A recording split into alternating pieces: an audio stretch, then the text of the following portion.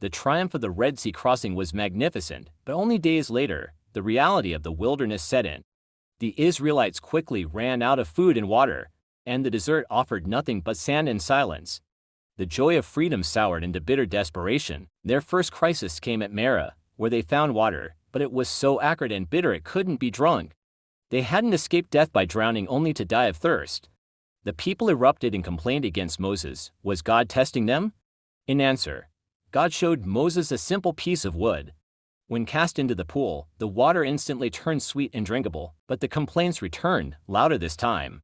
They remembered Egypt with a perverse fondness, recalling the steady bread and meat, contrasting it with the empty desert and the growing threat of starvation. They cried out to Moses and Aaron, "You have brought us out here to kill us with hunger." Though their faith was weak, God's promise was not. That same evening, the air filled with the frantic rush of wings as a massive cloud of quail descended low over the camp, providing more than enough meat. Then came the greater, enduring miracle. Every morning, after the dew evaporated, the ground was covered with a white, flaky substance, described as tasting like wafers made with honey. This was the bread of heaven, the manna. It was a daily lesson in dependence, a substance that spoiled if they took too much, teaching them to trust God for just enough each day. The final test came at a place called Meribah, where the people, driven mad by thirst, gathered to confront Moses. "Why did you bring us out of Egypt?"